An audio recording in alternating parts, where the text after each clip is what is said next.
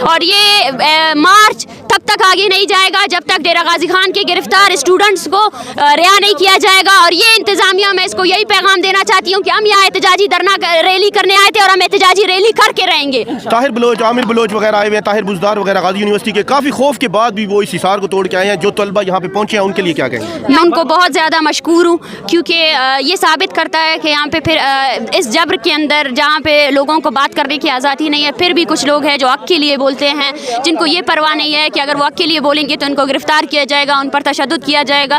اس سے ہمیں ایک اچھی امید ملتی ہے کہ شاید اس ملک میں ابھی بھی انسانیت باقی ہے اور شاید اس ملک کے واقعی میں اس ملک کے سارے جو فرد ہے، شہری ہے، وہ سب اس نظام سے بیزار ہے. اور وہ سب ڈی جی خان میں کب تک رہنے کا ارادہ ہے؟ ڈی جی خان میں رہنے کے لیے ہم اپنا آئندہ عمل ابھی میڈیا کے تھرو کریں گے، لیکن جب تک ہمارے ساتھیوں کو رہا نہیں کیا جاتا ہے، جن لوگوں کو ڈی جی خان سے جو خیر خواہی کے لیے ہمارا ویلکم مارچ کرنے آئے تھے، ان سب کو رہا نہیں کیا جائے گا، یہ سڑک تب تک بند رہے گی. جی میں تو سب سے پہلے ڈی جی خان کے لوگوں کو بہت بہت شکر گزار ہوں کہ اچھے انداز میں ان لوگوں نے ہمارا ویلکم کیا ہے اور میں چاہتی ہوں مزید اس طرح ہمارا ساتھ دیں.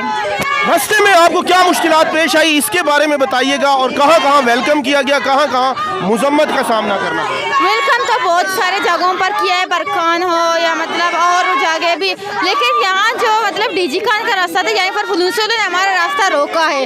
ہمارے پاس نہ ہی ہتھیار ہے، نہ ہی ہمارے پاس بم ہے، ہمارے پاس ایک لاٹھی بھی نہیں ہے. ہم کسی کو نقصان پہنچانے نہیں آئے، ہم صرف اپنے حق مانگنے آئے. ہم نے پاکستان کے پنجاب کے لوگوں کو کوئی بھی نقصان نہیں پہنچایا ہے، تو ہم یہی چاہتے کہ ہمیں ہمارا حق دیں اور ہمیں آگے جانے دیں. آپ کے ساتھ کتنی گاڑیاں چلی تھی اور اب یہاں پہ کتنی گاڑیاں، اور کہاں پہ آپ کا آخری پڑاؤ ہے؟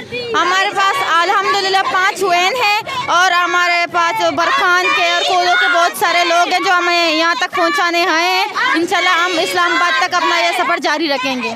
پنجاب پولیس نے بڑا اچھا ویلکم کیا، یہاں پہ اچھے انتظامات کیے گئے ہیں، روڈ آپ کو کلیئر نظر آئے ہیں. اس کے بارے میں کیا کہیں گے؟ کوئی مسئلہ پیش تو نہیں آیا؟ کوئی لاٹھی چارج ڈیرہ غازی خان پہنچنے میں یہاں پر آپ کو نوجوانوں نے ویلکم بھی کیا؟ ویلکم تو بہت اچھے انداز میں ہوا، لیکن ہمارے راستے تو بند کیے گئے. یہ ڈی جی خان کے جو راستہ ہے نزدیک میں، یہاں پر ہمارے راستے بند کیے گئے. لیکن ہم نے مطلب انہوں نے بولا کہ ہم آپ کے ساتھ آئیں گے. ہم نے بولا مسئلہ نہیں، آپ ہمارے ساتھ آئیں، لیکن ہم راستہ بالکل بھی بند کرنے نہیں دیں گے. اگر ہمارا راستہ بند کیا تو ہم بھی آپ کے راستے بند کریں گے.